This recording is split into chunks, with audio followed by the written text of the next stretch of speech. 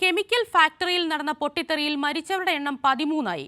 അതേസമയം അത്യാഹിതങ്ങൾ ആവർത്തിക്കാതിരിക്കാൻ രാസവസ്തുക്കൾ കൈകാര്യം ചെയ്യുന്ന യൂണിറ്റുകൾ ജനവാസ കേന്ദ്രങ്ങളിൽ നിന്ന് മാറ്റുവാൻ നടപടിയുണ്ടാകുമെന്ന് മുഖ്യമന്ത്രി ഏക്നാഥ് ഷിൻഡെ പറഞ്ഞു. മൃതദേഹങ്ങൾ പൂർണ്ണമായും കത്തിക്കരിഞ്ഞ നിലയിലായതിനാൽ തിരിച്ചറിയാൻ കഴിയാതെ ആശങ്കയിലാണ് ബന്ധുക്കൾ.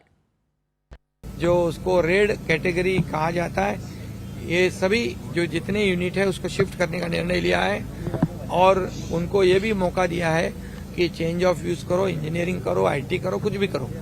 കെമിക്കൽ ഫാക്ടറികൾ ഒഴിവാക്കി IT, എഞ്ചിനീയറിംഗ്, ടെക്സ്റ്റൈൽ എന്നീ സംരംഭങ്ങളിലേക്ക് മാറാൻ ആഗ്രഹിക്കുന്നവർക്ക് സർക്കാർ ഇളവുകൾ നൽകുമെന്നും മുഖ്യമന്ത്രി വ്യക്തമാക്കി.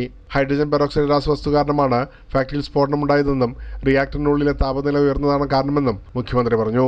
കെമിക്കൽ ഫാക്ടറികൾ ജനവാസ മേഖലയിൽ നിന്ന് മാറ്റാൻ ഉദ്ധവ് താക്കറെ സർക്കാർ തീരുമാനിച്ചതാണെന്നും പിന്നീട് അധികാരത്തിൽ വന്ന ഷിൻഡെ സർക്കാർ തീരുമാനം മാറ്റുകയായിരുന്നുവെന്നും ആരോപിച്ച് പ്രതിപക്ഷം രംഗത്തെത്തിയിരുന്നു. ജനവാസ മേഖലയിൽ നിന്ന് അപകട സാധ്യതയുള്ള കെമിക്കൽ ഫാക്ടറികൾ മാറ്റണമെന്ന ആവശ്യം വീണ്ടും ശക്തമായതോടെയാണ് സർക്കാരിന്റെ നിലപാട് മുഖ്യമന്ത്രി വ്യക്തമാക്കിയത്. പ്രേംലാൽ, കൈലി ന്യൂസ്, മുംബൈ.